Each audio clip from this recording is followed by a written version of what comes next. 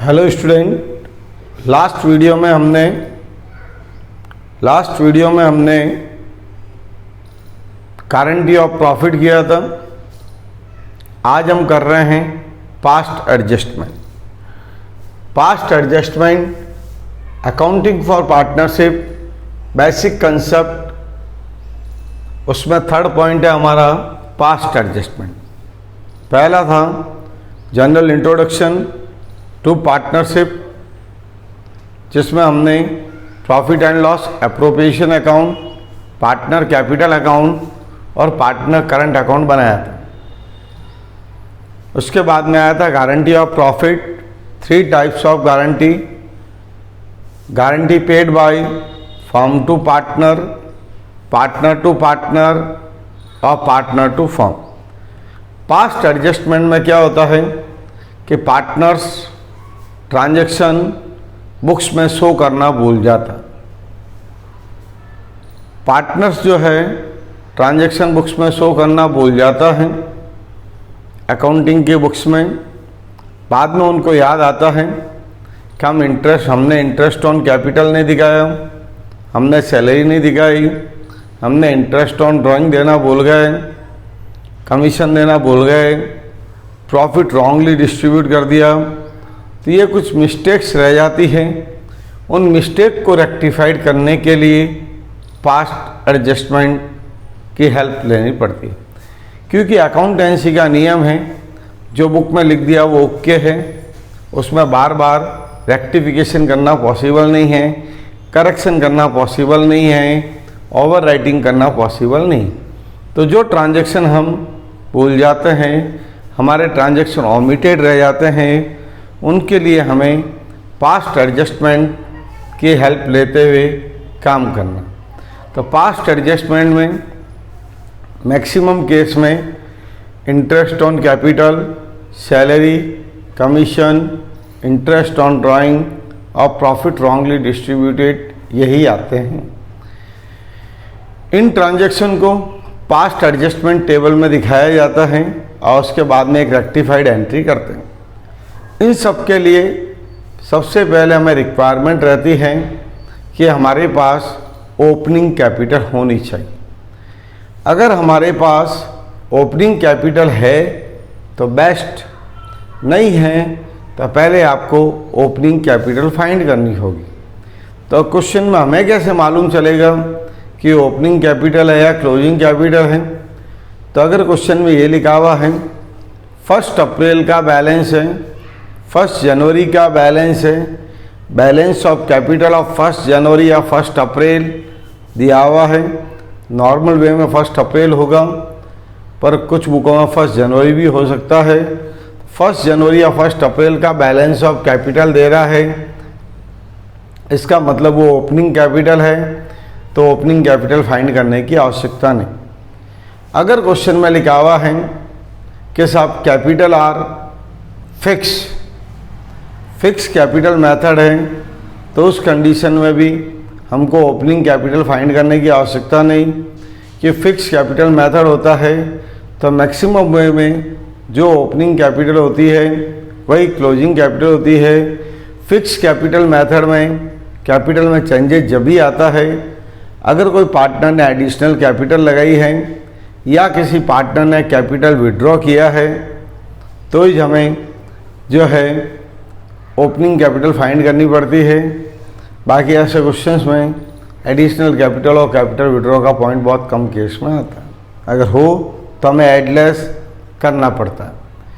तो past adjustment जो हम कर रहे हैं उसके अंदर हमको जो ट्रांजैक्शन हम भूल गए हैं, दिखाना भूल गए, उनको दिखाना होता है।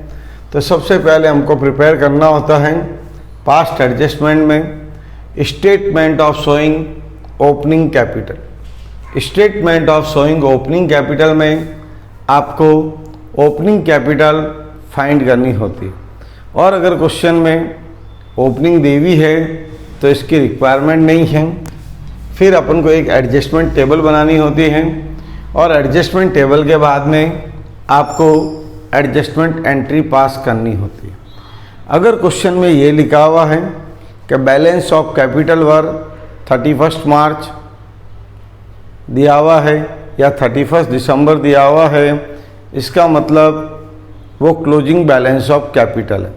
या क्वेश्चन में ये लिखा हुआ है कि balance of capital available after profit and drawing were adjusted, कि बैलेंस ऑफ कैपिटल जो हमारे पास अवेलेबल हुआ है वो प्रॉफिट और ड्राइंग का एडजस्टमेंट करने के बाद है, और प्रॉफिट और ड्राइंग का एडजस्टमेंट करने के बाद है, इसका मतलब है कि वो 100% आपकी क्लोजिंग कैपिटल है। तो हमें ओपनिंग कैपिटल निकालनी होगी। ओपनिंग कैपिटल निकालने की रिक्वायरमेंट क्यों है? क्योंकि वो लिखेगा interest on capital were omitted, कि इंटरेस्ट ऑन कैपिटल हम दिखाना भूल गए, तो ओपनिंग कैपिटल निकालेंगे तो इंटरेस्ट ऑन कैपिटल फाइंड होगा। अगर एडिशनल कैपिटल लगाई है तो उसका भी इंटरेस्ट ऐड हो जाएगा ओपनिंग कैपिटल में, और अगर कैपिटल विड्रॉ की है तो उसका इंटरेस्ट लेस हो जाएगा। तो ओपनिंग कैपिटल हम कैसे फाइंड करते हैं, उसका format statement of showing opening capital. अब इसमें क्या आता है, जैसे 2 पार्टनर तो 2 कॉलम बन जाएंगे, 3 है तो 3 कॉलम बन जाएंगे, 4 होंगे तो 4 कॉलम बन जाएंगे। सबसे पहले आएगा क्लोजिंग कैपिटल, उसमें ऐड करना है ड्राइंग, लेस करना है ओपनिंग कैपिटल, लेस करना है आपको प्रॉफिट। क्लोजिंग कैपिटल ऐड करना है ड्राइंग, लेस करना है प्रॉफिट, तो आपके पास क्या आ जाएगा, ओपनिंग कैपिटल अवेलेबल हो जाएगा। और यदि क्वेश्चन में कैपिटल विड्रॉ और एडिशनल कैपिटल की विड्रॉ है, कैपिटल विड्रॉ ड्राइंग की तरह है, ड्राइंग में भी पार्टनर क्या करता है, cash withdraw for personal use, और कैपिटल विड्रॉ में भी वो क्या करता है, कैश विड्रॉ करता है।